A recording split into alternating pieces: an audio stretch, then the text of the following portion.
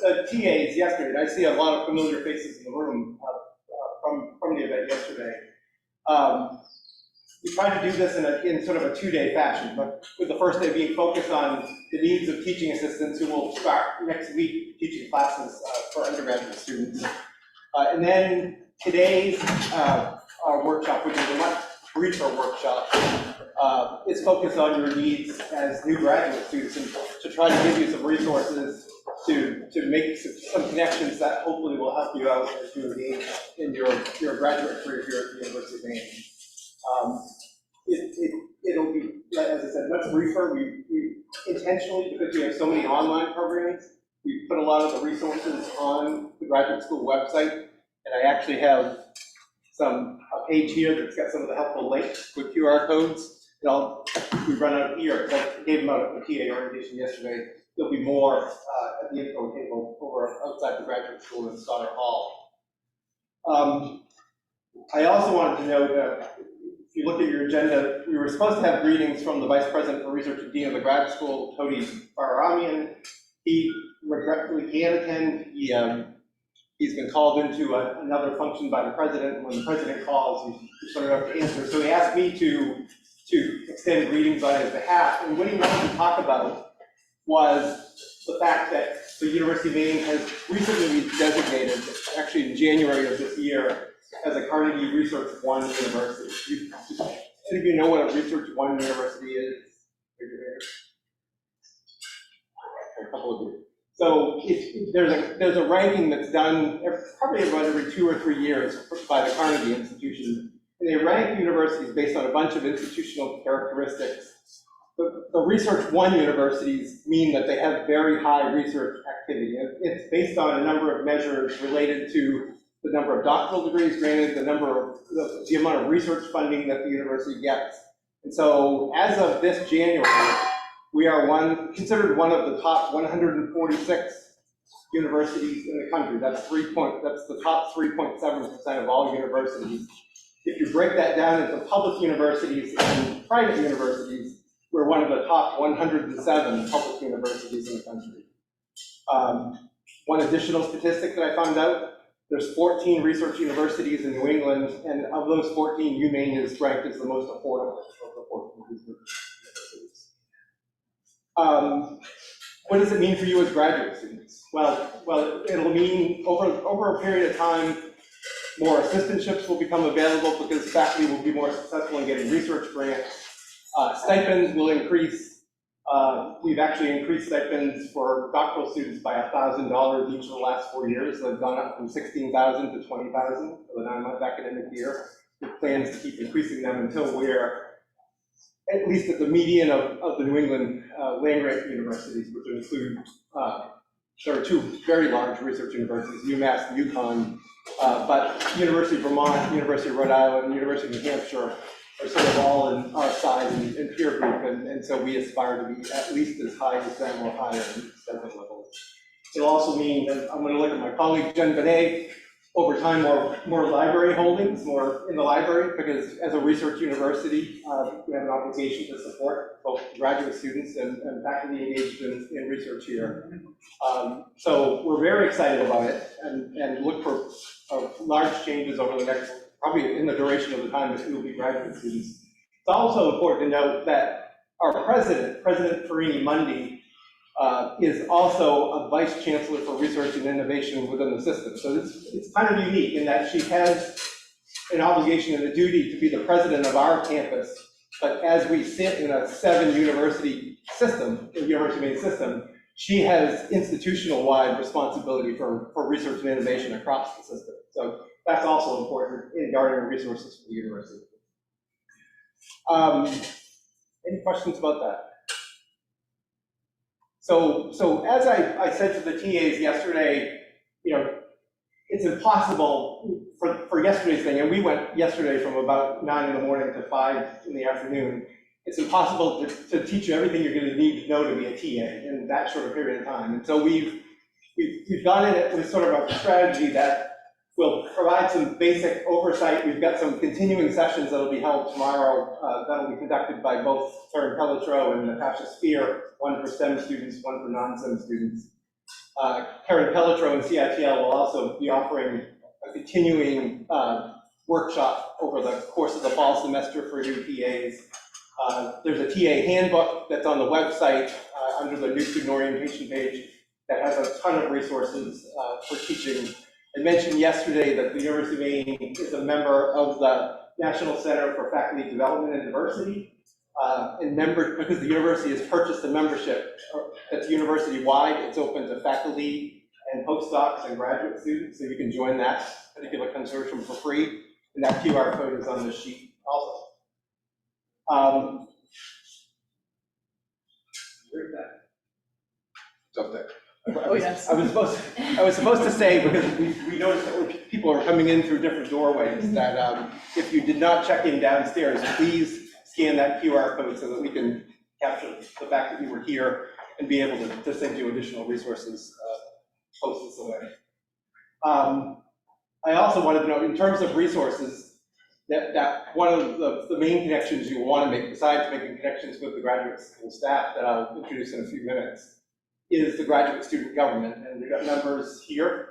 The graduate student government is the primary advocacy group for graduate students on campus.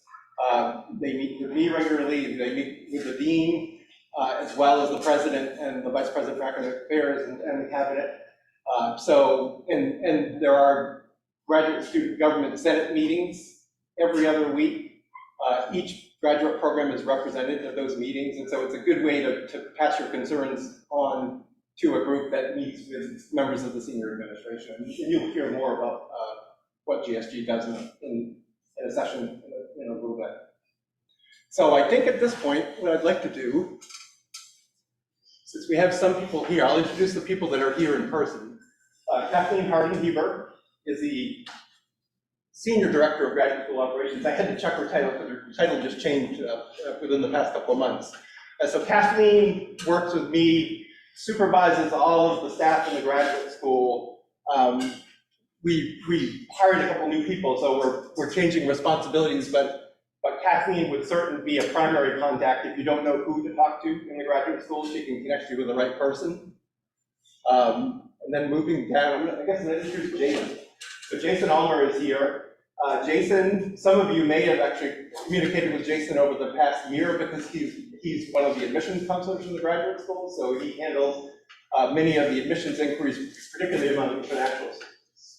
He also helps coordinate the Master of Arts and Interdisciplinary Studies program and the Interdisciplinary PhD program in admissions to those programs.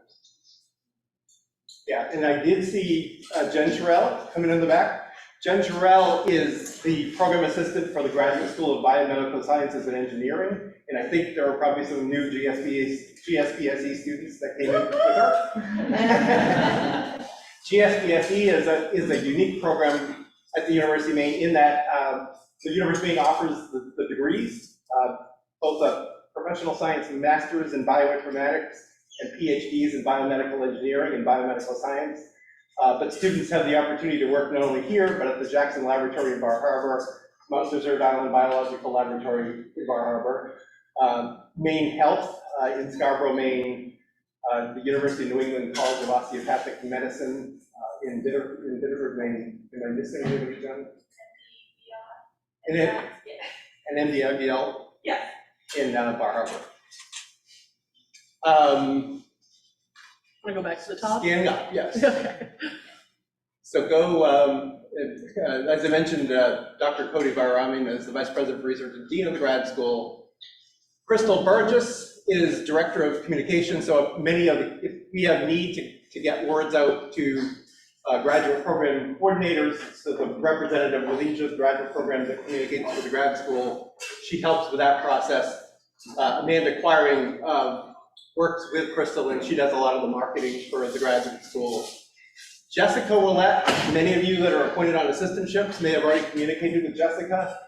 She processes graduate applications, but up until recently, she has also been the person responsible for processing all assistantship appointments, both teaching assistantship appointments and research assistantship appointments. That work is being transitioned to Allison Davis, who's now listed on here as the graduate student employment manager. And so Allison is training with Jessica and will take take over that role.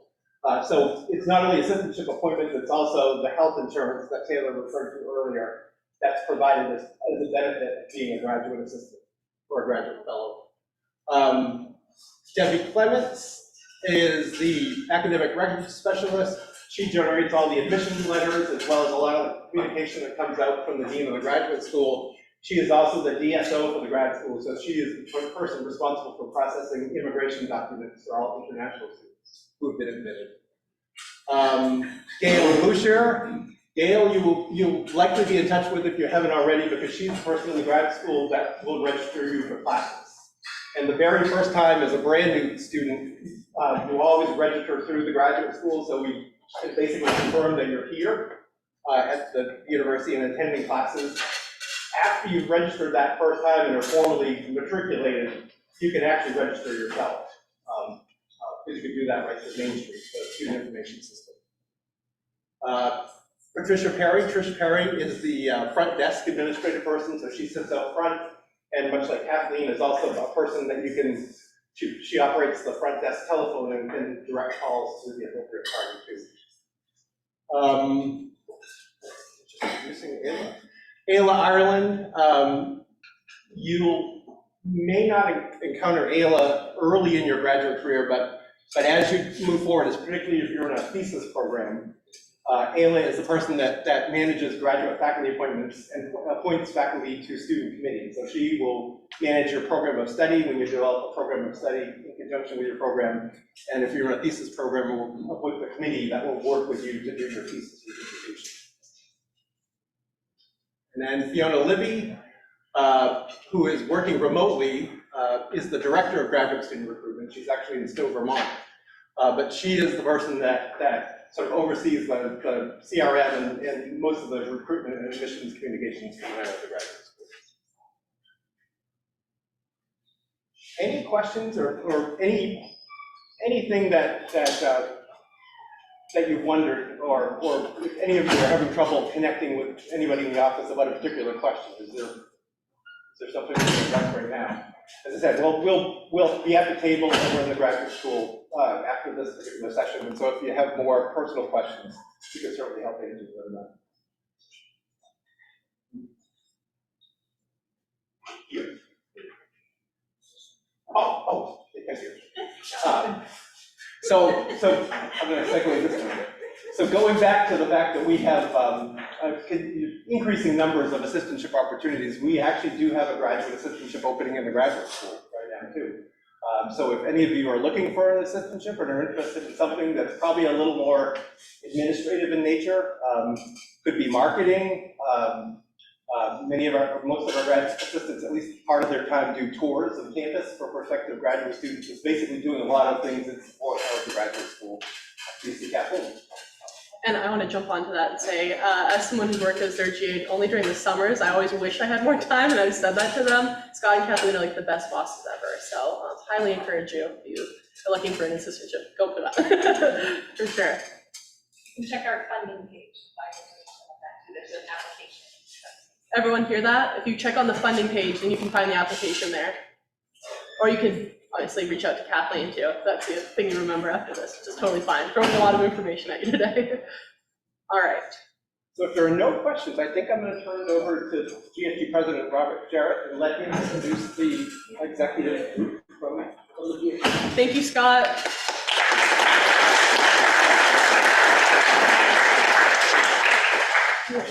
Hold up. So next we do have the Graduate Student Government President, Robert Jarrett. So thank you for being here today, Robert. We appreciate it. Yeah, happy to be here. We have several members of our executive committee here. But first I'll introduce what the Graduate Student Government is and what we do. Yeah, if you want to go to the next slide. So we basically support the academic and non-academic activities of all graduate students. So we act as a liaison between the University of Maine administration, faculty, staff, and then you guys. And we facilitate educational, professional development, and research activities of all graduate students, as well as represent grad students' interests to the university community, the state of Maine, and national organizations. Yeah. So we have both the Graduate Student Government Executive Committee as well as the Senate. So the Senate is composed of representatives from each one of the programs. So we meet bi-weekly with the Senate. And we discuss a variety of ongoing things. Occasionally we vote on bills, but it's really a way that each one of the programs and departments can voice their concerns to us that we can take to the university. And then so the executive committee, like I mentioned, I'm the president. Stephanie is not here, if you want to go to the next slide. Sure. But she is our vice president. She's doing a master's in the School of Forestry and Resources. I guess I didn't mention mine. I'm in the School of Marine Sciences, doing a PhD in marine biology. But Steph works with me and does a lot of the same things I do as the vice president. Neetha is our grants officer. She's working on a PhD in spatial information sciences and engineering. She runs the entire grants process. So each semester, we have a grant cycle that you can apply for where you can be awarded up to $850 for your research or to travel to present your research or professional development opportunities. And then we also have Anosha, and she's our secretary. She does a lot of our record keeping and does a lot of the communication with you guys when you email us. We also have our treasurer, Cam Bowie, so he takes care of our finances. Our professional outreach and professional development officer, Gabriella Gurney, and then our board of trustees representative, Katie Ashley. Do you guys want to introduce your programs and what you do?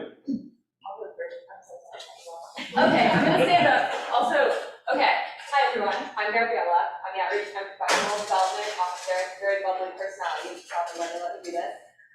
I'm a master's student in the Communication and Journalism program, but what I do for GFC is I'm responsible for professional development, philanthropy, and other events. So speaking of events, after orientation today, we'll be leading tours of campus. If you're not familiar with campus, from outside of Stoddard Hall. At 4:40, I'm wearing a super bright shirt so you can find me really easily.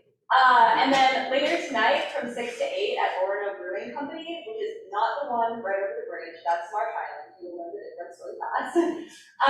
Orono Brewing Company on Margin Street, we're having a social. We'll be there, there's a cornhole tournament with prizes, and we also have vouchers, so you can get like a burger and a drink for like $13, which I know that you guys are constantly strapped for cash because we're all students.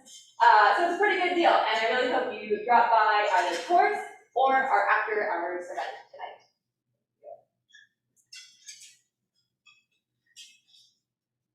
Cool. That's a top hat.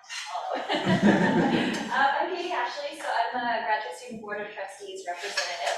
I'm working on a PhD in plant science currently. And so basically what I do, not nearly as it's colorful, I guess. I fit my role. So I work to liaise information and request needs from the graduate student body back to our board of trustees who oversee the University of Maine systems. The University of Maine is one of 7 campuses that make up the University of Maine system. So I'm responsible to convey our needs, convey our wants. So obviously, as graduate students, we have a slightly different perspective than, say, undergraduates or even faculty and staff at the university. I also am responsible for sharing any of those decisions, communications, policy changes back to the graduate student government and back to the graduate student body. So I'm super excited to work with all of you, and please feel free to reach out. I'll be in my position for 2 years. So that's not just now, but over the course of the next 2 years, please feel free to reach out. I'm happy to chat. Katie got her master's degree a couple of years ago and liked Maine so much that she actually came back for a PhD. It's true. I moved away for a bit, but Maine's pretty sweet, so I hope you'll enjoy it. Indeed, I connect with that. I am Cameron Bowie. I'm the treasurer for the Graduate Student Government. I'm here to make sure that your books are balanced, your books are kept, the books are nice and clean and neat, and everything goes where it's supposed to. Embezzlement would be terrible. As such, I'm here to make sure that nothing bad happens. On a secondary note, while I am not wearing anything bright, I am the size of a truck, so if you can watch, you'll find me. I will be hopefully helping out with some tours today, and I have been in this great town of Orono, Maine for almost almost my entire life, 24 in my 25 years, and I can't remember the one I wasn't here. So, in short, I'm happy to welcome you to the University of Maine. It is a wonderful place. It's a place I got both my bachelor's degree, my first master's, going to get my second master's, and who knows when you get PhD. That's what it's called. I welcome you. Hi everyone, my name is Anosha. Some of you look familiar, I'm a part of Office International Program, so I was at the orientation earlier today. But like Robert said, I'm the secretary, so I do record all the meeting minutes, do the record keeping, making sure everything's organized behind the scenes. And also, I'm the one mainly communicating with you guys, so you've probably gotten a lot of emails from me already, but that's primarily my job duties, and so please let me know if I can help you guys with anything, and I hope you guys have a great year. So a little bit more about the grants program. It's pretty easy to actually apply for this, and we pride ourselves on being able to supply these funds to students for their research or other activities. So like I said, there's a fall and spring cycle, and the application is pretty easy. It's a 2-page abstract, a 1-page budget, and a 2-page explanation of the budget. If you have any problems with that or questions, you can reach out to Nita or really any of us. But we also provide a lot of feedback, so it helps you for future GSG grant applications, but ideally also for other grant applications outside of GSG. And the deadline, I believe, is in 3 weeks. So you have to kind of figure out what you need to apply for. So we also have several committees in the GSG Senate. So there's the grants committee that accept all those applications and reviews them, the DEI committee, the social events committee, the COVID-19 and sustainability committee, the student symposium committee, which I'll touch on in a moment, the awards committee, and then the finance committee. And you're welcome to join any of these. If you're interested, you don't necessarily have to be a senator. So, and here is a list of clubs and organizations. I'm not going to go through that, but we have a wide array of clubs within the graduate community, and you're welcome to start your own club, and we can provide support from GSG. Each club can actually apply for $600 each year.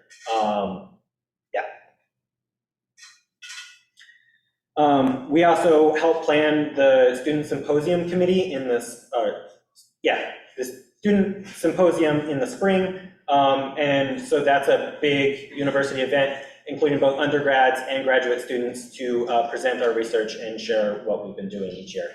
And yeah, if you want to get involved in planning that or attend and present in that, that would be awesome. So lastly, know your representatives in your department. Every program has at least one representative.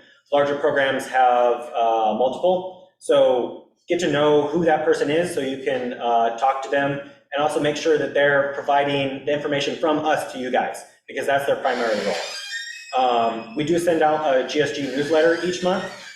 So if you have anything you want for us to share with everyone, please send that to us. But we try to send out all that information each month. And then we also have our social media, which we try to keep everyone informed on, but definitely try to get involved in GSG or any of the other clubs and activities within the graduate community. And then lastly, like Gabriella said, we have our social event this evening, but all of this information is on our website, the umaine.edu/GSG, and feel free to email us at gsg@maine.edu. That's it. So I can turn it back to you guys. Thank you, Robert. Appreciate it.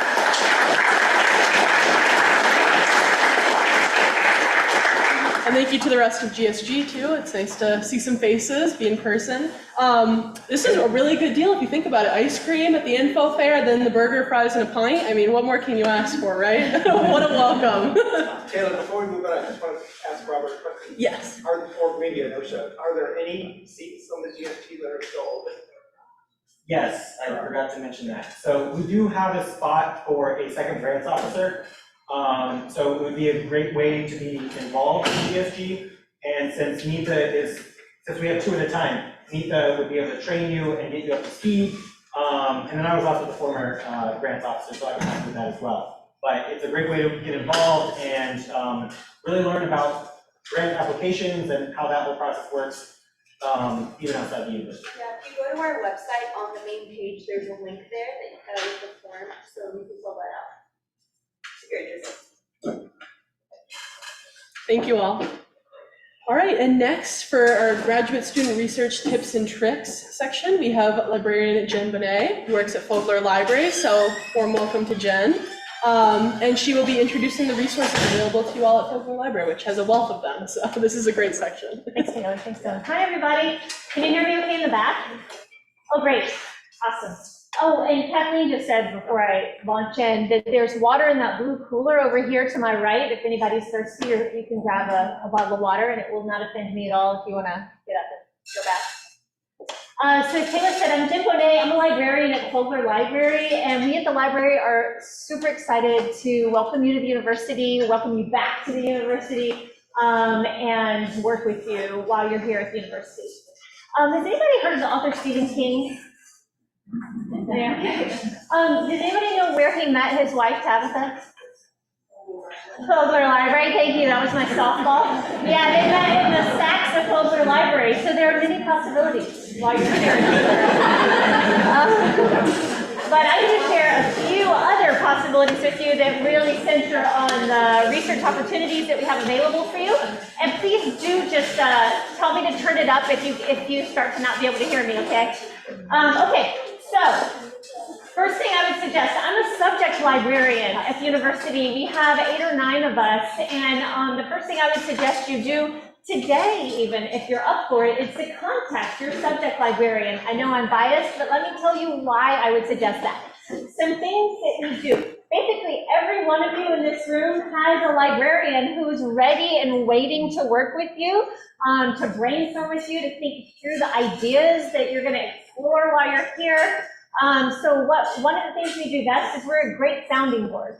Whether it's you're considering new perspectives on issues that you're exploring, whether you're framing or reframing ideas that you're encountering, we would love to be a sounding board with you. We can help you navigate and make sense of information in all its forms, whether it's this particular research environment and the databases that we have available to you, or it's the open web and Google Scholar and other places that you might be finding, using, and needing information. So we'd love to help you with that. We can help you find models, guidance, and inspiration for the research projects that you're gonna undertake. We can help you determine what's been done, what remains to be understood. We love to collaborate with you in that way. It can be an intellectual collaboration. We research with grad students too. So there are lots of possibilities with your subject librarian. We can help you locate materials from the mundane to the arcane. So we have an interlibrary loan service. If there's anything that we don't own that you need, we will go to great lengths to get those things for you. So the other thing I would suggest you do today, besides contact your subject librarian to introduce yourself and maybe even set up a meeting, is to set up your interlibrary loan account, because the things that you need, we will get for you for free to the extent possible. If you don't want to trek to the library in the middle of winter, those things that come in for you through interlibrary loan will send to your office or department. So if that sounds good to you, you can set up office delivery in the library, and anything you request, whether it's from Bates, Bowdoin, or Colby colleges in Maine, or whether it's from a national library in Germany, things that come in for you, we will send over to your office or department. So you can also set that up. That's a service specific to grad students and faculty. We have some money to purchase materials that you need. So even if the things that you're looking for aren't available here, but they're at another library and you request them and that works out for you, if you still think that those materials should be in our collections, let your subject librarian know. We want to make sure that the collections reflect your needs, and we want to anticipate needs. So if you're like, this is the wave of the future, you need to have these things. We want to know. Let us know, and we will try to purchase those things. It can be books, it can be journals themselves, it can be databases. Don't hesitate to ask. You may think it's too small or too large. We would love to entertain your ideas. You are what help. You're like part of the engine that makes this place run, and so we appreciate your insights and your help. So don't hesitate. How many of you might be teaching I think Scott mentioned today is a lot of you. Okay, we would also be delighted, we subject librarians would be delighted to collaborate with you to develop research assignments. We'll even come into your class one time, multiple times, whatever makes sense for you to lead or facilitate research sessions with your students. So we're happy to do that. I'll give you a few examples. Like, I go into classes in communication and journalism to talk with journalism students about how to find copyright-free images for their digital projects. Or I work with students in various classes around finding quality resources for a particular assignment, or for helping them translate the work that they're doing for different audiences, whether they're blogging their work or writing a research paper or creating a podcast. So depending on your assignments, we would love to work with you in those ways to help flesh them out or to even help teach them. So keep us in mind for that. We can also meet with you about any of those topics if those are relevant to you and your work. We'd also love to think through research strategies with you. That's really in our wheelhouse. We do it all day, every day. So we'd love to help you think about and make sense of the ideas and the information you're finding, how you might evaluate or reevaluate where you are once you do start finding information and learning about topics of interest to you. And we can think about what due diligence looks like for your research. A lot of people are like, oh, I want to be comprehensive in what I'm doing. And we're often like, well, what's your research question? And does it make sense to be comprehensive or focused? And we'd love to just bounce ideas. That's something that I really enjoy, is that engagement with grad students. So please, we are paid to work with you, and we love it. So it's so we really do mean it. Okay, I will say, and someone told me this, so I'm passing this along. I didn't come up with this, but I think it's true. This person said that librarians can help articulate stress points for students and then help you gain or regain momentum. So think of us as, you know, some life coaches. Okay, so that's subject librarians. That's people like us. A few other things to keep on your radar. We, subject librarians, have created online research guides that you'll find linked from the grad school website, linked from the library website, linked from that site on the handout that I gave you. Please bookmark that site, because the grad tips and tricks site is developed for you. It's all kinds of services and support, including these research guides that are created with resources specific to all of your disciplinary areas of study. And if you see things that you like or that are outdated, or you don't see things that you think should be there, again, we think of our work as dynamic, and we love your feedback. We're happy to update those things. What else? Oh, we have guides that are research focused that I mentioned that are specific to your disciplines. We also have guides around kind of professional development opportunities. Like, we have a guide to creating conference posters and presentations, which kind of goes well with what Robert was mentioning about the symposium in the spring. We have guides to citation management, including programs that can help simplify and economize your time when you're writing. We have guides to finding grants. That's also my area, that help you build skills in that area. So you'll hear from GSG about what they have to offer, and if you haven't already, you're probably going to hear from them, and it's come from me, about some workshops that we have coming up, the Grants 101 workshop and a Finding Funding Challenge, that are really geared toward grad student and faculty interests around skill building and grant taking. So know that that's coming. If you haven't already, or if you are like, oh, I think I got an email about that, maybe revisit it and come join us for that workshop. It's on Zoom, so you can access it anywhere you have an internet connection. We have tutorials that can help orient you to this specific research environment at UMaine. So everything from how to do online research in our databases to how to request materials from other libraries. You can request materials from the 7-campus system that GSG mentioned. I think it was GSG. You can also request materials from all over the state of Maine. We have a Maine Cat catalog that you can use. We also have something called WorldCat, which is a catalog of catalogs from all over the world. So you can request materials that expand your universe of thinking about your topic. And we're happy, we subject librarians are happy to work with you to identify the kinds of materials that might best suit your work. And the list goes on there. Oh, how to access library materials via Google Scholar. That's another thing you'll probably want to set up. How many of you use Google Scholar? Yeah, a lot of you. So I don't know if you know, but you can connect Fogler to your Google Scholar search so that every time you search Google Scholar, you get immediate access to the articles we have, and you'll find that link from this site as well. We are a place to find books. We're a library after all. I mentioned those catalogs a minute ago. If you're like, this is overwhelming, and I understand it is, we're throwing a lot of information at you today. We're just planting some seeds. And when you contact your subject librarian, we and they will meet with you to really tailor our discussions, our chats with you around your interests and your needs. So we'll dig deeper into the kinds of things we have and the kinds of things you're looking for. We also have media that you can check out at the library for personal projects, for assignments, whatever you need it for. We have DSLR cameras, we have laptops, we have projectors. Some of you may need things for your teaching. So we have all sorts of media that you can check out at Circulation. Circulation, if you haven't been to Fogler yet, it's where the bust of Beethoven sits.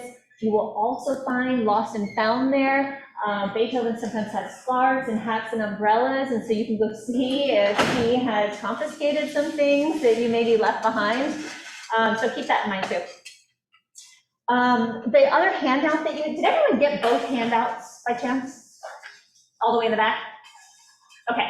The other handout that has workshops on there, a range of workshops, some in person, some over Zoom. They're duplicated, so you'll see the same workshop is multiple weeks.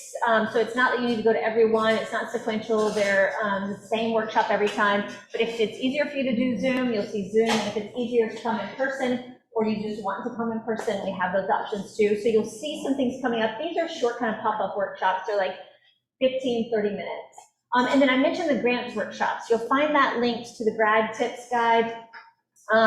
We have Grants 101 workshops. We work with the Office of Research Development to basically build your skills around finding grants, which you may not necessarily need for your time here at UMaine, but you might find useful to put in your CV as a skill that you have built for future jobs, internships, postdocs, etc. Something to keep in mind there. We also have other kinds of workshops that you'll hear about. I'll be sending stuff out to the GSG officers to share with you. We have these asynchronous online programs that we call challenges, and they're usually 5 days of very brief tasks each day to build your skills around a topic. So we have a Finding Funding challenge that's focused on grants. We have a Publish and Thrive challenge that's focused on building your publishing expertise.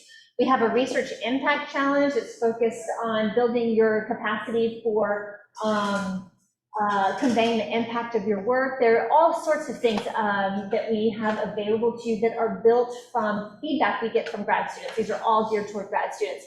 The Publish and Thrive Challenge came out of feedback we heard from you all about the kinds of things you were looking for from the university and from the library, and we've been collaborating with the grad school on programs like that.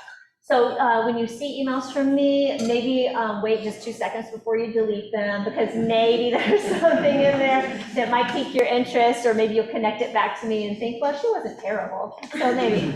All right, so that's that. So I'm just gonna, if you'll indulge me to summarize, I suggest that by the end of today, you contact your subject librarians and let them know your interests, questions you may have about research at UMaine, and to set up a meeting. We'll be looking for you. We're very, very excited you're here. Set up your interlibrary loan account. Maybe sign up for some, those workshops on that handout, you just show up. But the grants and the challenges that you may start seeing in your inboxes, you get an RSVP, so go ahead and sign up for some stuff if it looks like it could benefit you. Anytime you go to some of these workshops, put it in your CV, because those are skills that you can translate to other kinds of positions or schools that you're going to attend. I just try to remind folks that these are things that you're doing that can actually have multiple advantages besides just building your skills, but also credentialing. Yeah. So keep that in mind. And then spend time looking more at this Grad Tips and Tricks Guide. I, of course, can't talk to you about everything on there, but there's all sorts of resources and support specific to your tenure at UMaine and things that we think might be valuable to you. And again, if you're like, I learned about this thing today and it's not on there, or I'd be interested in whether or not the library has this, let me know. Feel free to pop me an email because I maintain that site and I can update it.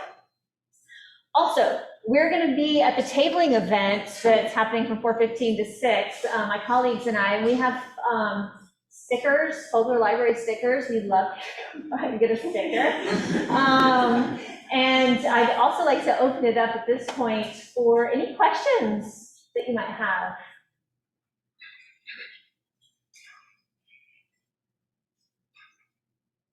Yeah. Yeah, could you please clarify, do we should just show up and do we should register? Yes. Do you mind if I grab this for a second?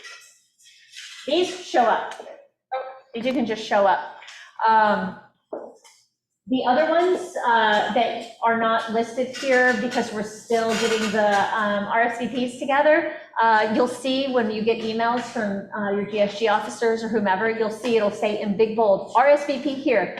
So if you're interested in the grants workshop or you're interested in any of the challenges I mentioned, you'll see RSVPs. And if you're like, I'm not going to remember this, but I do want to know more about it later, feel free to pop me an email. If you just Google Fogler Library Jem Bonnet, it's spelled like bonnet, B-O-N-N-E-T. You'll find me, just pop me an email at any point with any questions about anything that we've talked about or that I've confused you about today. I'd be happy to follow up with you. Yeah. Other thoughts or questions people might have?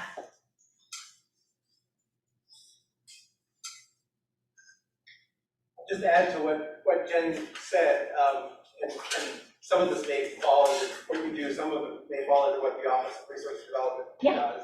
Some of it may fall into the Office of Major Scholarships. Yeah. Tim, do you know, is Nina's coming to the thing this afternoon? I believe, yes, I think she has confirmed. So we have an Office of Major Scholarships too. So there are things that you can apply for as graduate students, a lot of different fellowships.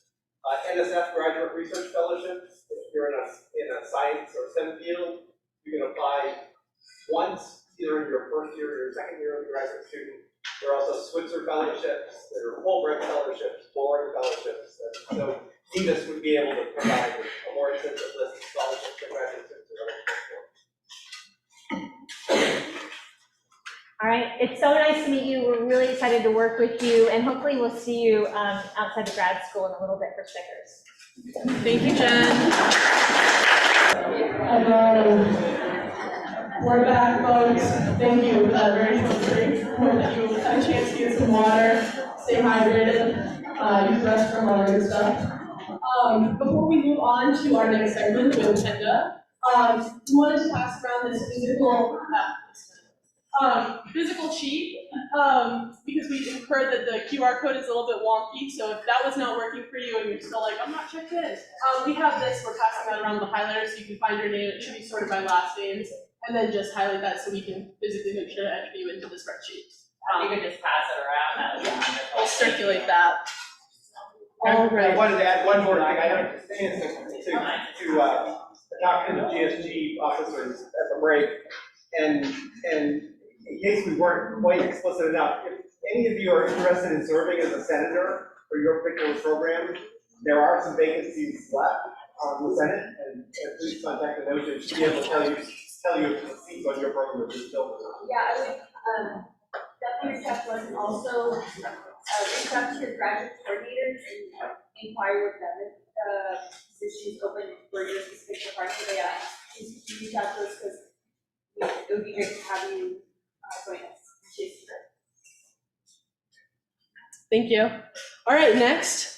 No introductions are really necessary after that one. It said, come back for the best presentation of your life. But we have Kenda Shealy. I could tell you all the hats that Kenda wears, but you can see up here how many there are. I'm actually wearing a hat today. Yeah, Title IX being obviously, if you have any familiarity with Title IX, and you obviously will by the end of this, very important, but numerous other hats that she wears too.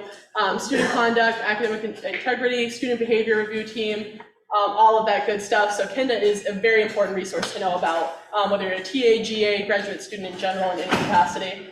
So with that said, I'll pass it off to Kenda. Well, thank you very much. First of all, I'd like to thank Taylor and Dylan for the wonderful work they've done in setting up these last few days. I think they all deserve a round of applause. You don't have no idea the level of detail. They've done a great job. They really have done a tremendous job. So I appreciate this opportunity. So I'm going to talk about a lot of things, and I'm going to expect you to interrupt me by raising your hand, or if I don't see your hand, because there's a little bit of glare going on with the back there. If you can't hear me or something, that either raise your hand or sing out, and we'll repeat it. So we've got a lot of topics to cover, and I think they're all interesting and important topics. How many of you are TAs or GAs or teaching here on campus? So it looks to be maybe about half, maybe a little bit more than half. And the rest of you are grad students. So I'm going to start with the stuff that applies to all graduate students, whether you're teaching or not, and I'm going to end with the part that is maybe a little more specific to those who are actually in a teaching or research role here. So Title IX is an important part of what we do. We have, in student life, we have Title IX student services. So if you want to lodge a complaint, or if you know something about something that has happened to somebody, you can report those things anonymously, or you can put your name to it. Title IX Student Services is the first step you go. Their office is in room 308 in the Memorial Union. You can go there. Heather Hogan is our Deputy Title IX Coordinator. It won't take any time at all to find her. You can email her, you can call her. The phone number is 581-1406. But it's her job to triage any issue related to Title IX. And some things that you maybe don't think about are included in Title IX. If you're a parent, if you're pregnant, if your partner is pregnant, if you need accommodations regarding that sort of thing, or if you have a child, I mean, parenting is also included in there. So if there are issues related to that, you want to talk to Heather, and she can work out accommodations depending on the nature of your situation. And it is not confidential, it is private. You have to know the difference. Confidential means we don't tell other people unless there's a threat of death to you or somebody else. Private means we don't tell anybody unless there's a need to know. So obviously, if it's a situation where you need some kind of accommodation in the class that you're in or the class that you teach, someone else is going to have to know to help make that accommodation happen. So that's private. That's the difference between private and confidential. But we do have confidential resources on campus, which means they won't tell anybody unless there's a threat of death to somebody, including yourself. And that's the counseling center. So if you've had an experience, been assaulted, or in a domestic or relationship violence situation, or any of those types of things, sex trafficking, anything like that, that would be the place to go, would be the counseling center. There are off-campus confidential resources in rape response services and rape response services and Partners for Peace. So those units are also invited to come to campus periodically, and Heather would be the one to do that. So, yes. They're actually, I invited them to the information fair, so they all have tables today. Oh, excellent. So yeah, they will be there, and yes, and she'll get some great resources from Heather. So Title IX also impacts those of you who are teaching in a special way because you're a mandated reporter. I think if you were at the session yesterday, you heard us say that you're a mandated reporter. We'd like to think that everyone would see the benefit in reporting, but if you're not an employee of the university as a TA, GA, or a person like myself, then you don't have to report. But we do like to think that we are all bystanders and that we all make us all safer by reporting what we see. And so if you see anything, something's happened in parking lots of all places, you know, where somebody's in a fight or there's a fallout between partners and something like that, you want to make sure that people are safe. At the end of the day, that's the ultimate goal, is that nobody is in an unsafe relationship, is in an unsafe space. And by unsafe, I mean mostly unsafe, I mean physically unsafe, I mean all of the unsafe she could possibly be, okay? So Title IX Student Services. I will also say that student life is a place you can go if you don't know where to go. And again, that same number, 581-1406. If you don't know where to go for whatever issue you have, because the university can be confusing, even though some of you might have been undergraduates here, or you're a graduate student, and so you've been to a university somewhere else. Universities are not the same. They don't organize themselves similarly, and sometimes they're very different. And so if you don't know where to go, come to us, and if we're not the place to be, we'll figure out and we'll get you connected to the place where you need to be, okay? One of the things that you're going to probably experience is anxiety. Everyone has anxiety. Some people have actual anxiety to the level where they're medicated or they have actual attacks. And so we want to make sure those folks are safe, whether it be from anxiety or any other issue that they might be dealing with. It could be a neurosis, it could be a psychotic situation. So one of the things I would tell you, if there's people that, unfortunately, it happens a lot, But people who are maybe seeing a counselor or somebody who are on medication for such a condition, often when they come to school, stop taking that medication because they're embarrassed, because they don't want other people to know, they think that they're, they're set apart, for whatever the reason. And so sometimes you'll see people who don't seem to be in a good space because of the way they talk. And I brought in a sheet, I was talking about this a little bit yesterday. How many of you are psych majors? Anybody? Well, you're probably better trained than most of us then. Most of us are not psych majors, so no offense to psych majors, but they love to diagnose people. Have you ever done that? Have you ever had a conversation with a psych person? Yeah, they love it. Well, you've got, especially if you go to the people in the abnormal psych place, I'm telling you, everything is wrong with everybody. But anyway, just saying, no offense.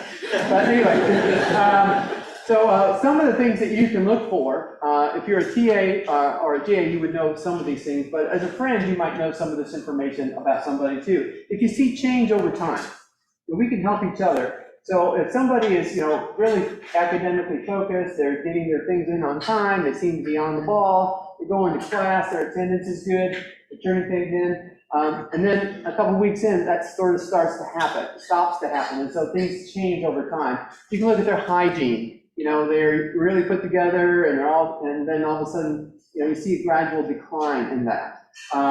It can be behavioral indicators.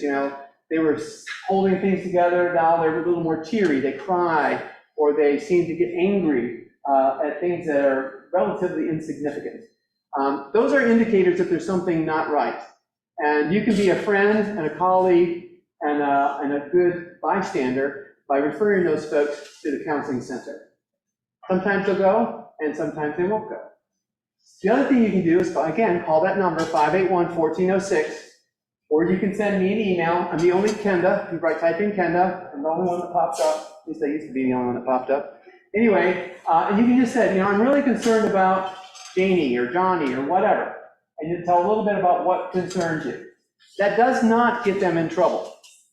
We're not going to send the cavalry after them or anything like that. What's going to happen is we'll outreach by phone or by email and say, hey, someone has expressed concern there. Are you doing all right? We have resources that can help you. If there's anything we can do, contact us, touch base with us. We're not in any kind of trouble. We're not going to tell the professor.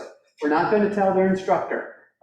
It's just a friendly outreach, and they can take advantage of it or not. It's their call. It's totally their call. But we're finding more and more that if they're on your radar, if you're noticing it, other people are too. Chances are someone else has noticed it, and sometimes you get behavior that's a little bit more eccentric in that, there's actual outbursts of anger and that kind of thing. That's a big sign. And so we want to help those people, because the goal is for people to stay in school. Because I totally believe in the value of a college education. I have a lot of degrees, and I value every one of them. I think everyone's life is better for having been educated, especially at the University of Maine. I think Maine is a great place to be. So I really think that the goal is not to excise them, but to actually find ways to keep them here. It's only in the most extreme cases where someone presents a danger to themselves or others that we would probably be thinking about sending someone away, but that's a rare situation. It really is. So anyone have any questions or thoughts about that sort of situation? Okay. One of the other things I wanted to make sure that you understood is we have a student conduct code. The student conduct code was updated, I don't know how many times we've done it, but we've done it a lot recently because the federal law changes, and so that implicates us. So we have a student conduct code which was just approved by the Board of Trustees in 2021. It applies to every student in every program, and it applies as long as you're a student, whether it happens on campus or off.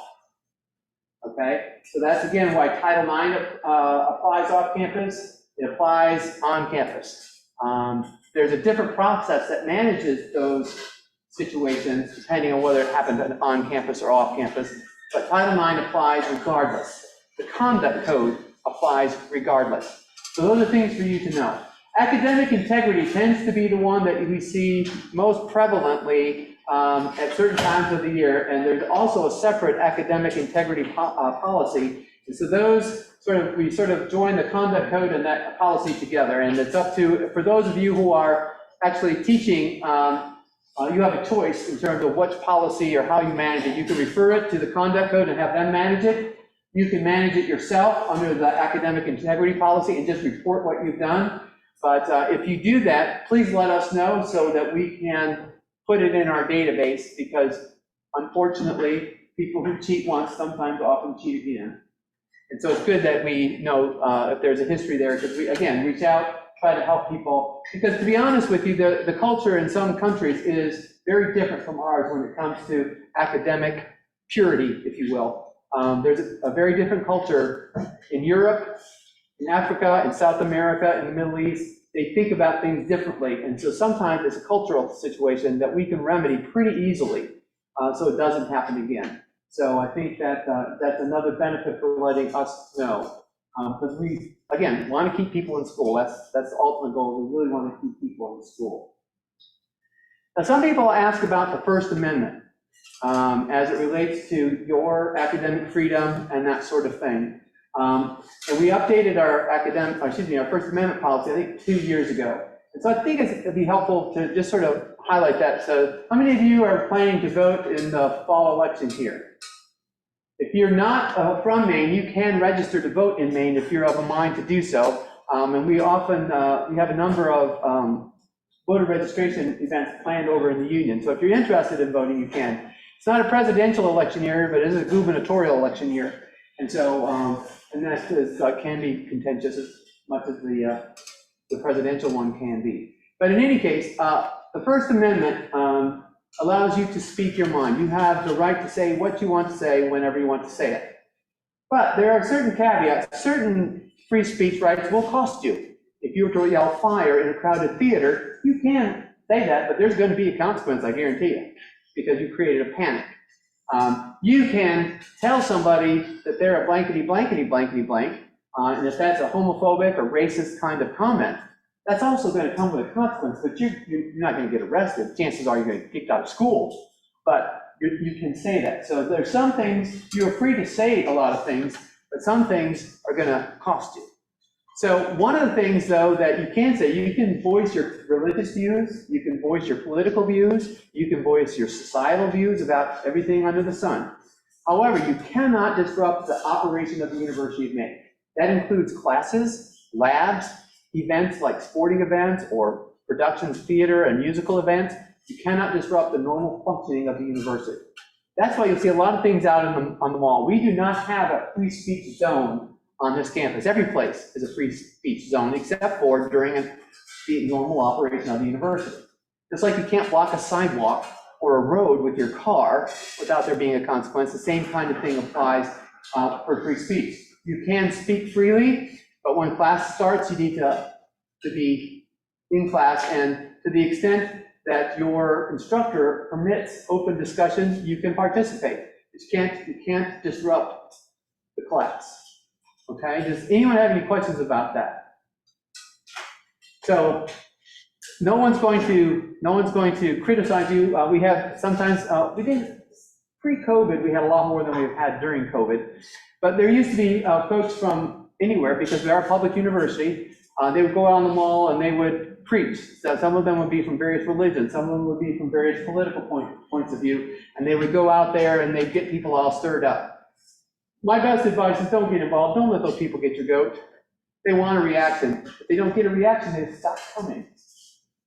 And while they have a right to be here, most people, they just create commotion. And so my best advice is don't get sucked in. But you have the right to get sucked in and to yell back at them. If they're yelling at you, you have a right to yell back. What's going to change that, though, is if you start targeting a group or an individual. You say, as an example, all blacks ought to be shot. All gays ought to be killed. That's a whole different story. That's a threat. That has gone from being free speech to being a threat, and there's a consequence to that. Does that make sense to you? You understand what we're saying? So the moment you start targeting people, either an individual or a group, the other one doesn't happen as much, but if you preach sedition, you know what sedition is? Sedition is the overthrow of the government. That's always a bad one. Nobody ever does it, but in the Constitution, that's actually unconstitutional as well. It's not just illegal, it's unconstitutional, which is like the worst, but nobody ever really does that. But those other things, you'll see the difference between going from speaking your own points of view to targeting a group. That's going to get you sideways. So I just wanted to make sure that people understood that. And there are going to be folks that come on campus that try to get rabble-rousing and get people all worked up. Sometimes they do, sometimes they don't. As long as they don't cross the lines that we just talked about, they're fine. They're fine. So in terms of classroom management, one of the things I will say is that you might have people that refuse to wear a mask. Thankfully, right now, masks are optional. I sometimes wear a mask, sometimes I don't. I'm fairly far away, but I don't. If I were in a small group, I would wear a mask. I have done that. But I think that if the mask mandate comes back, that's when we had our problems in the classroom because people would not want to wear the mask. I don't like wearing the mask either. But if you have to wear, if the mask mandate comes back, that's when we had the most problems with classroom management because people would refuse to wear the mask. So you need to know that if you are an instructor or a student and you don't wear your mask and there's a mask mandate, the instructor has the right to kick you out. Okay?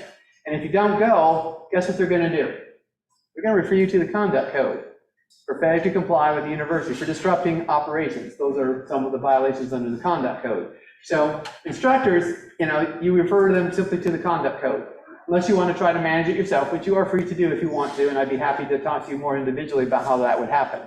But I think that that's the best sense I would give you. And if you don't want to be in a classroom with a lot of people without a mask on, you're free to wear one. They're free. But at some point, it could happen. The mask mandate has come and gone over the last several years. So you just have to pay attention to the guidance that the university provides. Nobody likes the mask. We're working really hard not to have a mask.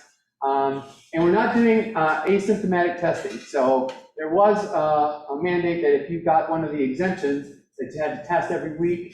That was a pain in the neck to track that. But now we're only doing symptomatic testing. So if you have symptoms, you sign the test release, and they're free. They're often, I can't remember, I think they're doing them in the union. I haven't seen a recent schedule, but I know that there's also a vaccination clinic tomorrow. If you're interested in getting vaccinated and you haven't been vaccinated, free vaccination clinic tomorrow. And I believe there's one they're trying to work up and get finalized with Northern Light for next week as well. So those will always be in the union to be centrally located. So if you are interested, we can absolutely help you out with that. So any questions about COVID? I call it COVID crap because it's a pain in the neck, but not because it's insignificant or not important, but it is a big part of our life, and we're hoping very much it goes away soon. Great. So one of the other things I wanted to mention today, and then I'd be happy to open it up to questions, is a lot of grad students are in classes or where they talk about or have opportunity to talk about their work. So if you're a grad student and you work on campus, we have in student life, we have, I don't know, close to 24 grad students that work in Res Life or Campus Rec or the Career Center or any number of other places. And there's an opportunity sometimes to talk about what your experience has been at work, which is all fine. But you have to keep in mind that you can't divulge too much. You cannot divulge student names. That's a FERPA violation, okay? And you can't tell so much about somebody without using their name that people figure it out. Well, number 86 on the football team, you've identified that person. Or number 23 on the field hockey team, or you've told so much about the person that people know who they are. So you can't do that. I mean, it's fine if you feel like what you've learned at work or your experience at work is pertinent to what's going on in class. Again, you have a First Amendment right to say that. But what you can't do is violate FERPA in doing that. So be careful not to talk about what you shouldn't talk about another student, because you know what you know about that student because of your job. And as a university employee, you're responsible for not violating another student's FERPA rights. Does that make sense? Okay. Is there anything I was supposed to talk about that I haven't yet? I don't think so, Kenda. I think you've You hit all the mentioned ones. Oh, I did, thank you. One other thing I wanted to let you know about, and the folks that were in my presentation yesterday heard a little bit about it yesterday. We have a student behavior review team.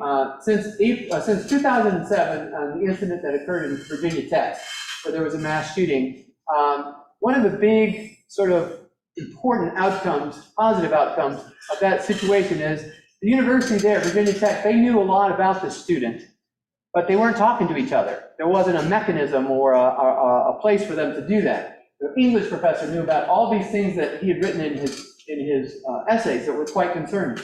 The residence life people saw all kinds of behaviors that were of concern. The police saw some things, the campus police saw things, but no one knew enough or no one thought to talk. And so one of the outcomes of that is almost every university, pretty much as a sort of best practice, has what is called either a care team or behavior intervention team. On our campus, it's called student behavior review team. And that's what it is. It's because if you're noticing someone in your class or in your residence hall or in your apartment building and they're a UMaine student and you see something that is of concern, they've said something, particularly if it's a threat. We had a situation a couple years ago where there was a student who was going through a lot of stress and he was not managing it well, went off his meds, and I'm gonna shoot up this place. Well, you gotta pay attention when somebody says that. You don't know if they have the means to do that. You don't know if that's just an expression of their frustration or their anger, or if they really mean to do that. You don't know. And we, again, want to be good bystanders, so you need to tell somebody. Tell your RA, tell the police, or go to the SBRT website, and if it's not an emergency, like, someone needs help like this moment, then you should always dial 911. But otherwise, you can report it to us, and we'll say, I'm really concerned about Janie because they said this, that, or the other thing. And this is when it happened, and again, we'll reach out and we'll triage the situation to see what we're looking at there. But the Student Behavior Review Team, Scott is a member of it. They meet every week, and they review cases that have come up that have been reported, some through Res Life, some through the police, some through any number of academic avenues they come in. And the whole purpose is to, again, figure out what's going on with this student, how can we help them be here. I met with probably 3 or 4 different grad students this summer who were in distress about various things. It's just, I'm not a psychologist, I'm not a counselor, but I do know enough, and I have a heart for students that I want to help them get through. And to be honest with you, the number one thing we see is relationships. Relationships that have ended or have fallen apart or going through a hard time. These are important personal relationships. They can be a partner relationship, they can be a parent or a family relationship, and those relationships hit people hard because they're so close. And when a relationship ends, sometimes it's like the death of a person. It's that serious. And so helping students through that, frankly, is very important, and we want them to stay in school, we want them to get through it, and we can help them manage whatever it is that they're going through. So I would very much encourage you to think about, you'll see the charge there, that identifying and responding to people in distress, that will tell you about some things that you can do yourself if you feel comfortable to it. If you don't feel comfortable to do that, you can always refer them and we'll help. If you're an instructor, you worry about one of your students, we can advise and consult with you, but if you'd rather, because you have a relationship with the person, would like to do it yourself, you're more than welcome to. It's really your comfort level that determines whether you just refer or whether or not you try to manage it yourself. It's fine either way. Please know, though, that the only people who can take a person to the hospital involuntarily, if that's where they need to go, are the police. And that calling the police is the only way to get the person, if they're not willing to, if they don't understand or self-reflect that they really need to be at the hospital, you gotta call the police. If you're worried for them, if you're worried for yourself or anybody else, the police is where you have to go. And they have all been trained, they'll be kind, caring, and compassionate, but they will make the person go. Sometimes, most of the time when the police are called, they can convince them to go voluntarily with the police. But if they aren't willing to do that, then they'll take them involuntarily, and then they'll take them to the hospital. And again, doesn't mean they're going to get kicked out, doesn't mean that we're going to try to get rid of them. It means they're going to get the help they need. And someone will figure out what help they really need. So that's, and just so you know, I'll tell the police they need it. Chief LaCroix retired over the summer. So Chief LaCroix, right now we have an interim chief. His name is Noel March. And he used to be the U.S. Marshal for the state of Maine, and he actually was our police chief for about 12 years before Roland was the chief. So it'll be a little bit, but in any case, I think maybe I've gone over my time. Sorry. It's okay. You can't give me the form, I'll just talk forever. I know, that's why we I apologize. I'm taking your time. Yeah. Please, if there's any burning question I can answer real quick, I'd be happy to do that. Any questions for Kenda? If not, I'm in the student life office. You can always email me anytime, and thank you for this opportunity. I hope you have a great time here at the University of Maine. Thank you.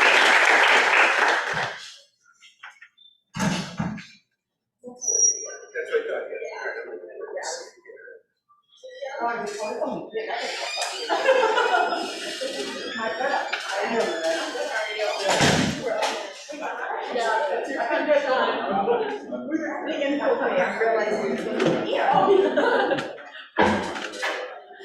right. Kenda did say she was gonna load a lot on you, so as you can tell, she's awesome. I love Kenda. All right, so next up, we have Cutler Health and Services with Dick Young and Renee. Renee, what is your last name? Sibley. Sibley. And then their presentation is going to be an overview of health services provided on campus for students, so important information to know about. And with that said, I can pass it off. We do have this microphone if you prefer to use it, but it's a little spotty and it's pretty easy, I think, for the most part. Yeah, no, that's okay. So pretty much everybody's glazed over by this point, right? I do apologize because I don't have a slide to present to you guys, so I'm just going to talk about health services today and hopefully answer any questions that you might have. And again, Dick Young is here and can hopefully answer any questions about the student insurance plan. Oh, okay, well, there we go. So Cutler Health Center, I'm not sure how many of you are familiar with the department. We are located over in between Gannett and Bennett Hall, so right by the bike path entrance, if you are familiar with that at all. We are open Monday through Friday from 8 to 5. And we do have an after-hours answering service for anybody that requires care after hours. It's super easy to access. You can simply call our main line. I don't know if you have our website up or not. Okay, you're getting there. You can just call our main line. It automatically transfers you over to our answering service. We have somebody on call right through the evening until we open back up at 8 a.m. when our phone lines go on. And they'll triage you. So they'll ask you a series of questions and determine if you need to be seen that night. So maybe it's walking care, maybe it's an ED, or maybe it's just coming into the health center the next day. They do send us a report each and every morning of any students that called overnight so that we know who we need to reach out to and maybe get in to be seen. So that's a little bit about our hours and how to access us. We offer a lot of different services, which ranges from acute and chronic care needs. So acute would be things like ear infections, rashes, headaches, sore throats, all those sorts of things. And then chronic obviously is usually an ongoing condition that you need to be seen for on a regular basis. We have 5 providers. 3 of them are actually considered primary care providers, so someone that you can designate to see on a regular basis. That would be Dr. Stewart. She's our lead physician. We also have Sean Sibley, who is a nurse practitioner. He actually did his undergraduate and graduate studies right here on campus, so he's super familiar with the campus and all the resources that it has to offer. And then we also have Victoria Feltner, who is a PA. So those are our 3 primary care providers. In addition to that, we have 2 other providers, Sandy Curtis and Sarah Summers, and they're mostly our acute providers. So chances are if you're calling to get in to be seen like on a same day basis, then you may be seeing one of them, but you can request anybody, to be honest with you. So that's sort of an overview of our providers. Other services that we have right on site are physical therapy. So we have Beth, who is our physical therapist, and she is there Monday through Friday. Super easy to access her services.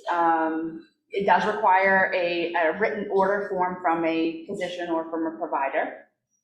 That could be obtained either coming into the health center and being seen by one of our providers, or maybe you have a provider back home that you see, or an orthopedic surgeon or something along those lines. They can give you an order, you can bring that right into the health center. We can get you scheduled for physical therapy if you need that. We do have X-ray on site. They won't be here with us as much this fall, so we're trying to still kind of figure out what those hours are going to look like. Typically it's 2 half-days per semester.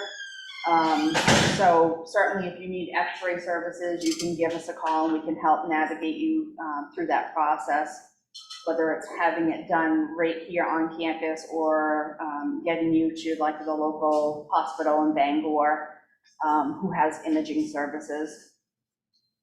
We also provide lab services, so if you need anything from immunizations, so your vaccinations for school or for other required programs that you're in here on campus, to lab draws. So maybe you come in, you see one of our providers and they say, we want to run some labs on you. We would do those right there on site, or maybe you have an order form that you bring in from your home provider. We can do that as well. We also do allergy shots. That's another common service that we offer for a lot of students.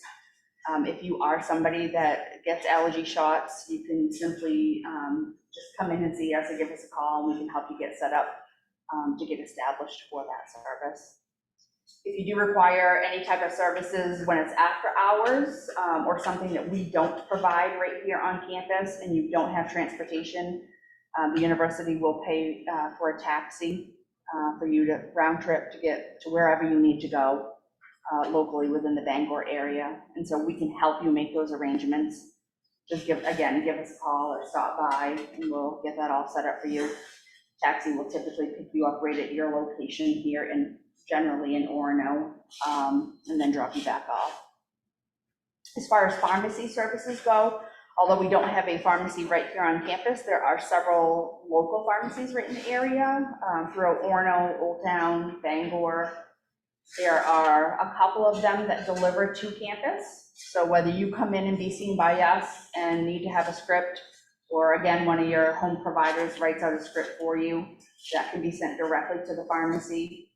If you are somebody that is needing delivery services, you would need to call the pharmacy ahead of time to provide them with your insurance information, because they want to make sure that they bill your insurance first. And then they typically will ask you for your delivery address and get that over to you. So that's pharmacy services. I'm trying to think what else. Any questions so far?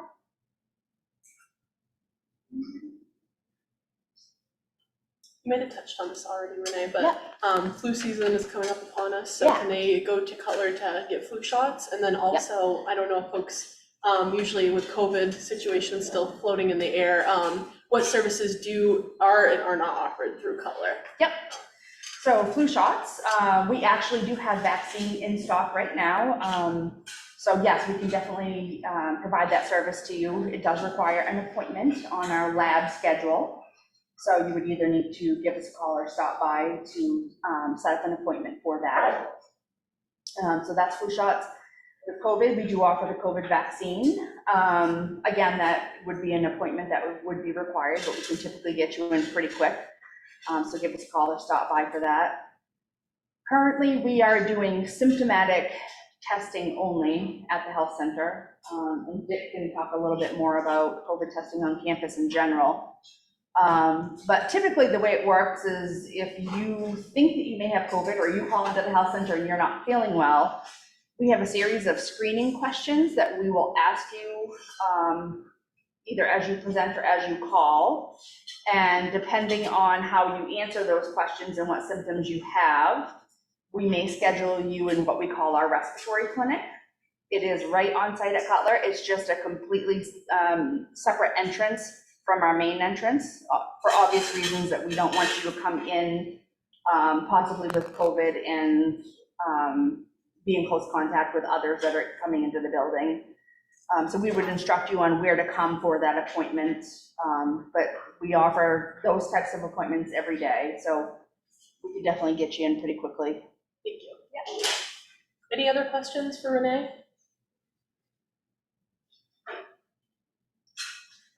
We offer a range of women's healthcare, men's healthcare, so I mean, really most anything that you guys would need, unless it's something that is, you know, like a specialized, like an ENT, ear, nose, and throat, or, you know, we may have to refer you out to a local specialist. But certainly, if you have any questions about services like that, just give us a call and we can help walk you through it. Thank you very much. Appreciate it.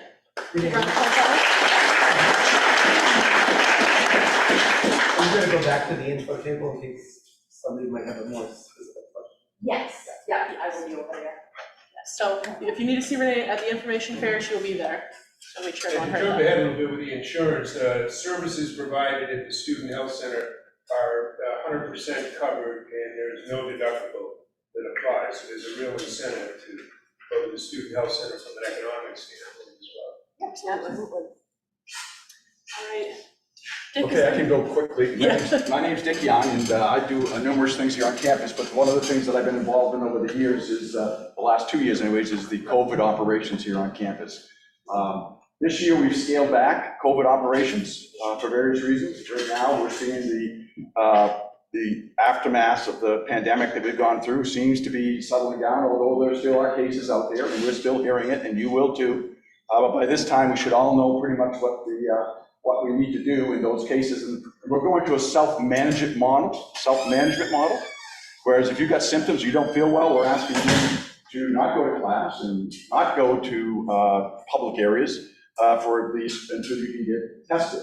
Now, the testing part is we provide on campus is symptomatic tested, similar to, so if you're not feeling well, we will have tests available during the week for 2-hour segments on Monday, Tuesday, and Thursday at the union, and those hours will be posted. And you can come by and pick up an antigen test, and you can use that test if you don't have them. There are several sites that you can go out to, and we'll get that to Scott to you, where you can go out and order your own. The federal government provides tests. You just need to go out to that site. They'll send you a box, I believe up to 8 tests per person to have in stock for you. So if you don't want to have the hassle of running around and getting tests, you can order them, they'll send them right to your location and you can get them. So basically it's going to fall to you for the testing and for the monitoring. Obviously, one side effect of this, if you get a negative test on COVID and you're still not feeling well, that probably means you still have something. So you may want to see how it goes and self-care to the point where you think you need to get in to see somebody. Because obviously we have other things around campus, just like any other place in the world, that give you the same symptoms of COVID. And it may be a negative test. And so we're going to advise you, if you pick up a test, that if it's negative, make sure you take care of yourself and get into whoever you need to see, the health center or the doctor. Don't wait. We find a lot of students, and I understand why. We have a lot of people who wait to the last minute. And when you go in, you're not feeling really good, and things have kind of gone further ahead of where it might need to go. So if you've got symptoms, you test negative, self-care for a while, make sure you connect sooner than later. It just means if you catch it earlier, your life's going to be a lot better in the long run for what you're dealing with instead of delaying it. I know we have schedules, I know you have deadlines, and I know this group well, so we all know that. But that's where we're running it on campus this year, is the testing picked up at the union, those hour segments. You can pick the test up, there's no time frame in doing it, so you can put it in your pocket, take it with you, have it for yourself when you may need it. So it's not like you got to go get it and do it that way. But we prefer you to test for the symptoms, okay? That way it gives us a pretty good idea of where you are. There is no reporting on this test, so there's nobody going to call you, there's nobody going to check in with you. You're going to need to call us. So if you're in a situation where you need support, we still have the COVID line available. People who want people to call in, that it's available and it's answered. Now, it's not 24/7, you're going to have to leave a message. If it's more than that, then we have a 24/7 ambulance service on campus that you just call out on the 911 or the line here on campus, and they will check. They will come and do a self-check. So they'll come and take your temperature, they'll take your blood pressure, they'll take your vitals, they'll take your symptoms. Doesn't mean they're going to transport you. You have to agree. If you're conscious, you have to agree to be transported. We have a very good service that's been doing this for a long time. They'll work with you to see where you're at, and if you need to be seen, depending on what those symptoms are, they can help guide you on that. Or you say, I want to wait it out. You just need to sign the paper and say you're going to wait it out. Okay, so that's your prerogative as a patient, as a conscious patient. As an unconscious patient, the consent is taken that we're going to take care of you. We're not going to leave you. So if you get a call and you're unconscious, they're going to transport you because they have to by law, take you somewhere, and it has to be the ED. They can't take you to the health center. They have to go to emergency facility. Okay, just so you know how that works here in the United States. For those who may have other countries, that's how it works. So they will come out on campus and do a self-check. So you have 2 options after hours. You have the nursing care at Cutler on the 4000 line, and you have the ambulance service at 911 if you need that, depending on where you are and how you feel and what's going on. And our local ambulance services, we call you back, and they will be at the information fair today. Yes, he's already there, waiting for you to go. He's all excited to talk to you, so I just met him. So yeah, he's doing a good job. That service is run by the university, it's run by students. And if anybody in this crowd is an EMT, and like to be participating with them, they'd love to have you come on board and work with them. We run a full paramedic level ambulance service. We have paramedics who run it. We have a doctor oversight, and we have students who manage it. So it's a great experience for that part. I think I covered COVID and testing and symptomatic testing, and the tracking piece is basically on you to do that, but we are available, and contact lines are there. Is there any other questions you may have for me for any other area with COVID, ambulance?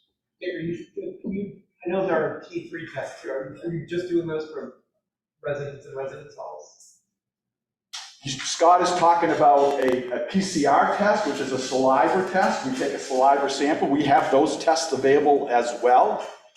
Right now, we're going to use antigen tests for symptoms.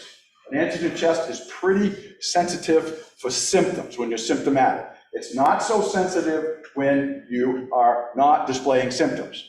So I always hear people say, well, I took a test and it was negative. The next day I took a test and it was negative. And then I'm not feeling good and I took the test and it was positive. I can't believe they didn't tell me it was positive 2 days ago. The test is not designed to tell you you're positive. You have to have a certain level of the antigens in your body for you to be able to have the test actually pick them up, okay? So, see, PCR test is different. That one tests DNA. That's a DNA test. So if you've got the DNA in your system, it's going to tell you day one that DNA, you may not have any symptoms, and it's going to tell you whether or not you have symptoms positive, okay? The antigen test is a little self-managing, a little better for you, and if you use it appropriately, it's a very good test, okay? If you need to do the saliva test, we do have those available, and most likely we'll announce when we're going to do those. We're primarily going to use that if we get from the resident life staff or some communications on campus saying it seems to be people getting ill. We may want to do a on-campus testing. Not going to say we're going to do that, but if we were, we'd use that saliva test and we'd let everybody know you're more than welcome to come in and take the PCR test with us. So we have that as a resource, but it's kind of in the background to use in case we have to use it to get a better idea of how much penetration we have in campus, especially in our residence halls, because everybody lives so close together. We got to make sure, that we kind of keep that way. Is there any questions about any of that? You've been through that enough. I'm COVID out. I don't know about you people. I'm about COVID out. But if you've got any questions, I understand why. But I'm here to answer any questions on that as well that you may have. So thank you, Dr. Renee. Appreciate it. Yep. Next up, we have Scott Polanski, who is our health insurance representative. So as you can tell, kind of a seamless transition of topics. So I'd like to welcome up Scott from Gallagher to talk about our healthcare. Great, so I'm standing between you and ice cream, is that my understanding? That right? is, it's a tricky spot, but Scott comes a long way to see us. It's Boston, right? Don't you Correct. come up from Boston, so Not too bad. Well, please give him all your respect and attention that you have left in there, and then we'll go on to ice cream and info fair. So I'm an account executive with Gallagher's Student Health, so I'm a health insurance broker. So what does that mean? I'm not the insurance company. We represent the school, and we go out and shop for insurance and help them design benefits, et cetera. So are you all first-year graduate students or returning, or mixed? Raise your hand if you're a first-year graduate student. Okay, so All right, mostly most first. of them. Because it's relevant because we did switch carriers this year. The rates went way up with the prior carrier, who was Anthem Blue Cross, and we went out to market, it's called, and we got more competitive bids from United Healthcare. So pretty much replicated the benefits. So for those of you who are returning students, the benefits are pretty much the same, but the rates are better than, well, they're still costly, they're still better than what we had with the incumbent. So it's now United Healthcare, and I'll talk a little bit about that as we go through things. So first, just want to talk about some basic definitions about insurance. The data show that of adults, 50% cannot define what a copay or deductible is. The health literacy in this country is incredibly low, and I've spent most of my career trying to enhance that, but it's an uphill battle, and it's somewhat inherently complex. But what we want to cover today are some definitions of terms, where to go from here. You just heard about the Student Health Center. That's oftentimes your primary option. Talk a little bit about the plan that's available. First question we usually get is, well, how do I get my ID card? And then also talk about some additional benefits that are available. And then as well, the other important questions are, well, what do I do if I want to waive or enroll? And it is different. There are two different programs, and I'll get into some of the specifics for graduate students versus graduate assistants. So there's different rules that apply. For example, if you're a graduate assistant, you can enroll your dependent. If you're a graduate student, you cannot enroll your dependent, and it's a voluntary plan. You have to pay Gallagher Student Health directly, whereas if you're a graduate assistant, the school will bill you, or they actually contribute to the premium as well. So I'm just talking about, trying to point out the distinctions, but there's many similarities between the two programs. So some of the definitions is deductible. That's the amount you must pay before the insurance kicks in. Just like you have a car accident, there's a deductible of $500 or $1,000. After that deductible is paid, then the insurance company starts paying, but that deductible comes out of your pocket. Out-of-pocket maximum, that's a number that caps how much you will pay out of pocket among the copay, co-insurance, and deductibles. Then the copay and co-insurance, those are a dollar amount or a percentage of the claim that you must pay. So when you go to the primary care doctor, you're going to pay $25 no matter what the charge is from the primary care doctor.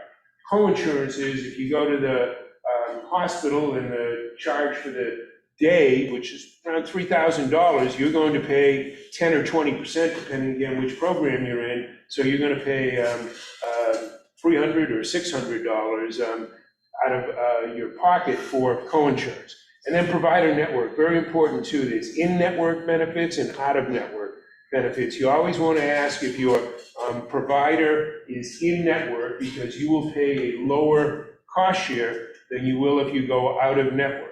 And then if you go out-of-network, the providers can also balance bill you, it's called. So you always want to try to go in-network, and the United Healthcare network is incredibly broad, so you should be able to find a qualified provider that is in-network. Just talked about that, and one of the things too, it's always confusing people. They say, I get this piece of paper or envelope sent to me that contains this EOB, explanation of benefits. What the heck is that? It's not a bill, and that's what it always says in large letters at the top, but it's important to save those, and they're available online too, electronically, so you can always dig them up. But when you have services rendered, the providers will put a claim in with a specific code, and it'll just tell you, the EOB comes from the insurance company letting you know how much they paid for that claim. So it's an important document that you want to make sure you hold on to, or again, look it up. So where do I go when I'm sick, injured, or need therapy? There's different levels. The first would be the student health center. If they're not available, you maybe want to go to the urgent care centers around. There's a lower copay if you go to an urgent care center. And then there's the emergency room, kind of as a last resort, and you will pay the most to go to the emergency. So you always just need to assess how severe and acute the situation is you're dealing with. But, when in doubt, if it's life-threatening, and that's hard to define always, but just go to the ER, better safe than sorry when it comes to that. There are telehealth services too, if you're enrolled with the United Health plan. So you can call, it's called Teledoc. So 24/7, you're able to call them up. So that's in addition to what Dick was talking about in terms of the Cutler Health Center. You can also do the telehealth for a lot of visits too. It's behavioral health, dermatology. Obviously, you're not going to have surgery via telehealth, but there's a lot of services that can be diagnosed by the telehealth, and it's really grown in the last couple of years. So the benefits, benefits. So for the graduate program, it's $250 deductible for in-network, $400 for out-of-network. See, preventive care is zero cost share when you go to an in-network provider. If you go out-of-network, it's 20%. Primary care physicians, $30. If you go in-network, 40% after the deductible. So you just see how it's significantly more expensive to go out of network. So again, you really want to go in-network. These are preferred provider organizations. You don't have to pick a primary care doctor. A lot of people recommend you do, so you have some continuity of care, but you're not forced to go to a selected primary care doctor, and you don't need a referral in most situations to be able to go see a specialist as long as they're within the network. Then emergency rooms at 20% coinsurance after the deductible, after a $200 copay. So it is expensive to go to the emergency room. You can see there's 3 levels of cost share.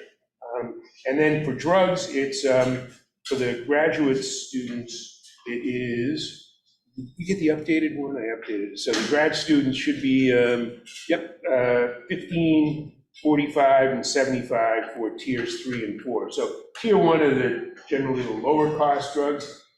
They're generics. So you always want to ask your provider too, are they prescribing the lowest cost drug? Is there a substitute? Some drugs, when they come out, they don't have substitutes.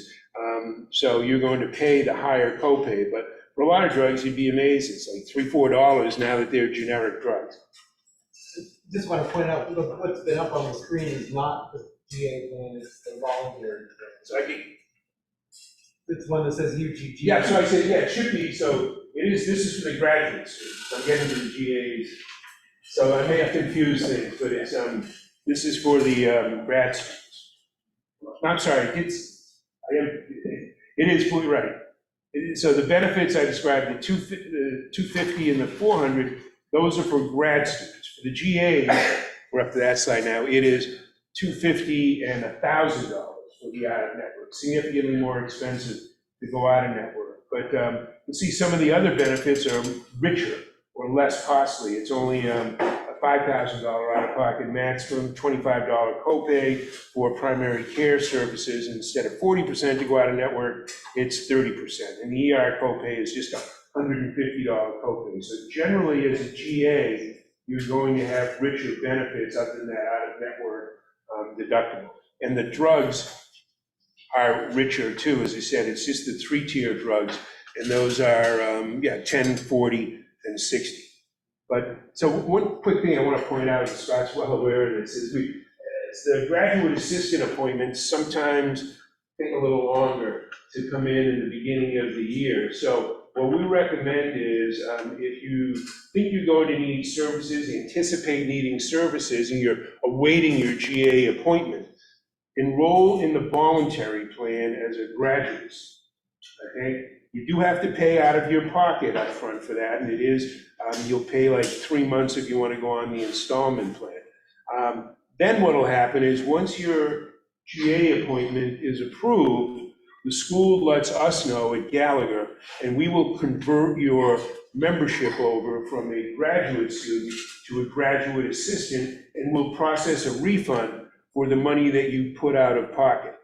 It's unfortunately, we just talked about it today with some of the team, and it's the only way we can do it there, unless, I would just suggest, and maybe Scott cover your ears, but I would push your graduate school to get that assistantship approved as soon as possible. Then you'll be eligible for the graduate assistant program. You won't have to go through paying anything out of your pocket. But that's the best thing we can do at this point. Yeah, I would certainly add, if you're on a GA and you haven't received something from Jessica or Allison saying that, basically, once we receive your appointment, they'll send something out that will tell you how to enroll in the policy. If you haven't gotten that yet, or you're not able to enroll in the GA plan, or you're a grad assistant, contact Jessica or Allison, and we'll check to find out where your appointment is.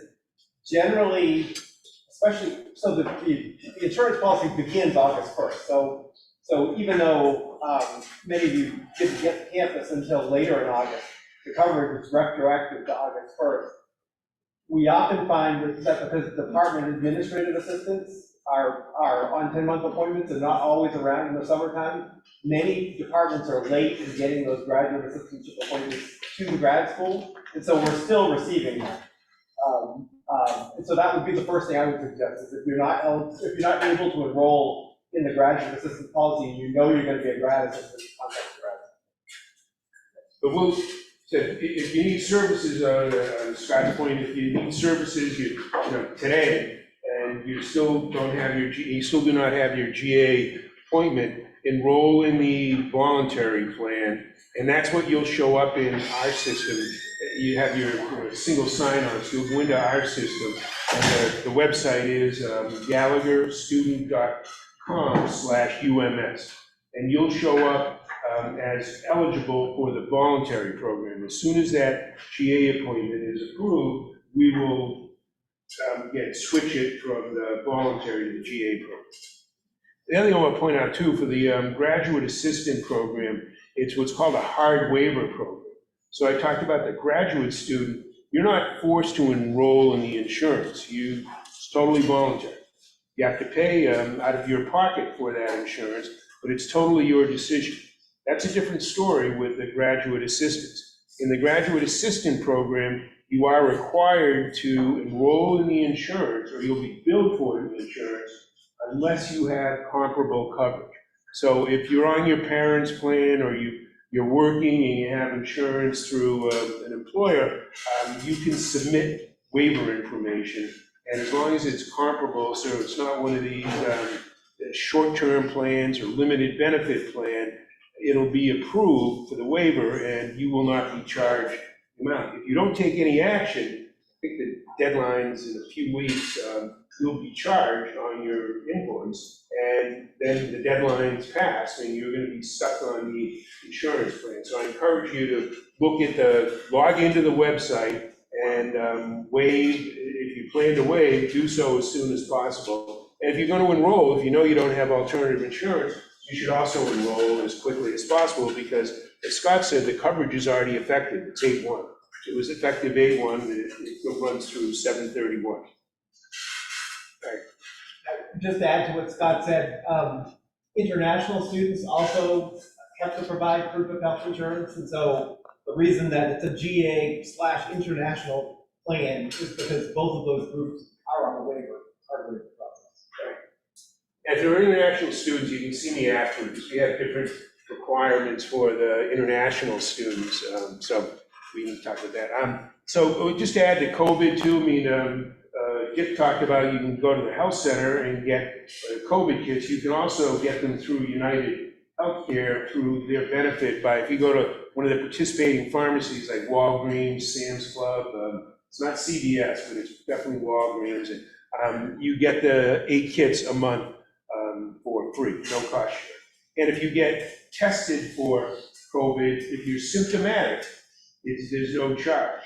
And so if you go in and just say, I need to get it because I'm traveling and I want to make sure I'm negative, that's not going to be covered. But if you have symptomatic testing, and it said the vaccines are still at 0 cost share as well. And then I'll send this deck around too, so rather than, in the interest of time, just let you know again that here's how information about getting your ID card. Important thing is myaccount.com. That's the United website. That's where you want to go to get your ID card. Generally, like when you enroll with us, we send the enrollment over a few times a week to United. So when you go into our website and click the enroll button, you'll be in United's site in a matter of 3-4 days or so, and that's where you can go to get your ID cards. And then I talked about the teledoc. You can talk to this therapist. They actually have psychiatrists now for certain drugs they're able to prescribe via telehealth nowadays. And then other quick things for Gallagher Student Health. There's also a Silver Cloud platform, we call it. It's online cognitive behavioral health. And it's actually available to all students, whether or not you're enrolled in the United Health Plan. And it's a great program in that it's you can access content. There's no coaching involved right now. It's just you can access content, and you can do it 24/7. There's 6 different modules: stress, anxiety, depression, substance use, dealing with COVID, resiliency. So it's great. It's a great resource, and it doesn't cost you anything to access that. Then there's also dental and vision programs, discount programs that are available by going to that gallagherstudent.com/UMS. And then, how do I enroll or waive? The last question talked about the website. Pretty self-explanatory. We enhanced the website this year, so it's much more streamlined. And Pretty much you just go in and you select enroll or waive, and it'll walk you through it. If you're mostly new students, but if you're a returning student, all the waiver information you submitted last year is stored in the system. So all you have to do is just click that you're verifying that the information is there. Last thing is who do I contact? As I said, we're the broker. We work with the insurance company in between the schools. So if you have questions about insurance benefits, claims, why didn't they pay that claim? Why do I have a question on my EOB? You're gonna wanna contact United Healthcare Student Resources. Whereas if it's a question about, I thought I enrolled in the program, but I don't see it. I thought I was in the GA program, but I'm still listed as a grad student. You'll call us. And it's the same thing for eligibility, if you're direct pay questions, if it is voluntary. So that's the number you'd call there. And again, we'll share this deck so everybody has it. So thank you for your time, and I wish you the best of luck this year. And I'll be available for the ice cream afterwards. And answer questions. Thank you, Scott. All right, folks, thank you so much for your time today. Once again, encourage you to go over to Stoddard Hall, where we'll have the information fair. Actually, Keegan and Vincent, could you raise your hands? Sorry to put you on the spot.